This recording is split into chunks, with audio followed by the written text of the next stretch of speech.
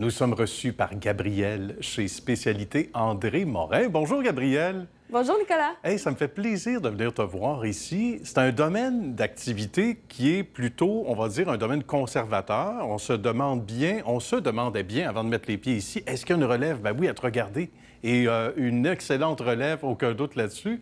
Parle-moi de ton amour pour la profession, d'abord. Toi, tu as étudié en design de mode, entre autres. Oui, j'ai étudié en design de mode puis en gestion industrielle de la mode, donc tout ce qui est production, gestion en général.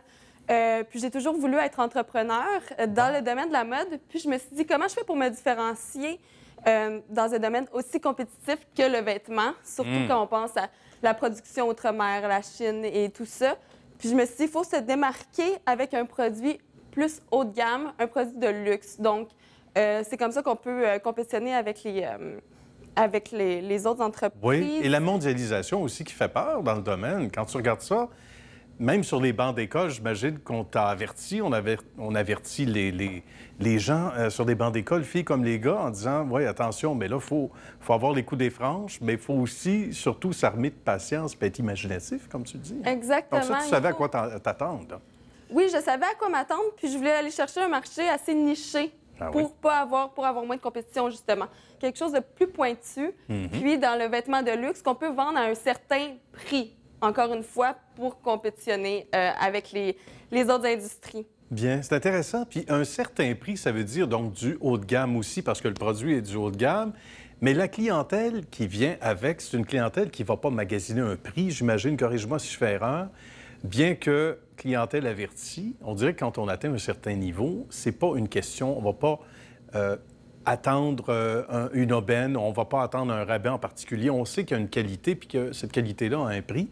Et ça, est-ce que tu t'en es vite rendu compte, j'imagine, avec la clientèle? Oui. Ouais. C'est une bonne nouvelle tout à quand fait. même. C'est une bonne nouvelle. Puis, tu sais, oui, ça vient avec un prix, mais en même temps, il y a une réelle valeur au bout du compte, comme la durabilité. Par exemple, on va payer un manteau d'une certaine marque qui va coûter 2000 $. Puis après 5 ans, bien là, il ne sera plus aussi beau. La mode va avoir changé. Tandis qu'avec un manteau de fourrure, on peut payer un remodelage à ça, à peu près 2000 $. Je donne un exemple comme ça. Ça varie beaucoup. Ça varie.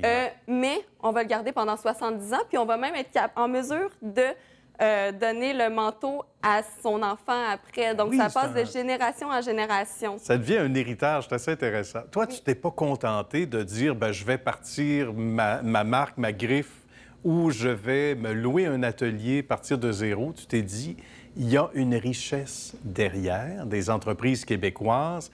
Bon, on va s'informer à savoir s'il n'y en a pas une sur le lot qui serait à vendre. Et l'une d'elles qui jouissait déjà d'une très belle notoriété, spécialité André Morin. Des gens qu'on salue, André et son épouse, Lucie. André et Lucie, oui, voilà, qu'on salue. Ils ont fondé l'entreprise il y a 40 ans.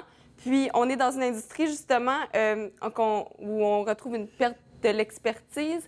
Puis, j'ai vu une opportunité à ce moment-là de reprendre une entreprise dont l'expertise se perd pour pouvoir la perpétuer, en fait. Oui, et la mettre à ta main aussi au goût du jour. À ce moment-là, c'est intéressant parce qu'on disait que c'est un domaine conservateur, un domaine de tradition. Puis il y a certains métiers, malheureusement, qui ou disparaissent, mais d'autres qui, comme celui-là, grâce à toi et à tous les jeunes qui embrassent carrière dans ça, bien, est remodelé, on va le dire, pour employer une expression que tu connais bien. Oui. Ça a été quoi tes premiers gestes? Parce qu'à travers ça, tu as l'atelier ici, les gens peuvent venir faire de l'entreposage de manteaux, etc. Remodelage, on disait. Mais tu as aussi ta propre griffe Gamma. Je veux que tu m'en parles un peu parce qu'apparemment que tu vas à Chicago de temps en temps. Il y a des endroits où tu peux présenter tes modèles, en fait. Bien, c'est sûr que je voulais peut-être un petit peu changer le modèle d'affaires parce que c'est certain qu'on a la partie entreposage, on a la partie remodelage, donc on fait du sur-mesure, mais je me suis dit, j'aimerais ça pouvoir vendre des produits un petit peu plus à un plus grand volume, je dirais. Oui, quand même, tout en restant exclusif. Donc, j'ai créé ma propre marque qui s'appelle Gamma.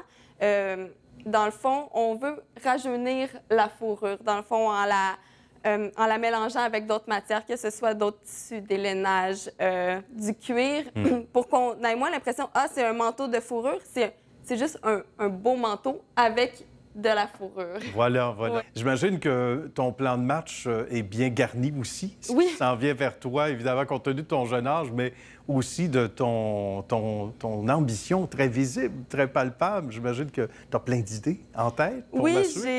c'est sûr que j'ai une belle vision. C'est certain que moi, j'ai dans la tête de conserver l'atelier spécialité André Morin, mais de travailler sur Gamma aussi, parce que dans le fond, André Morin confectionne la marque Gamma. Et voilà.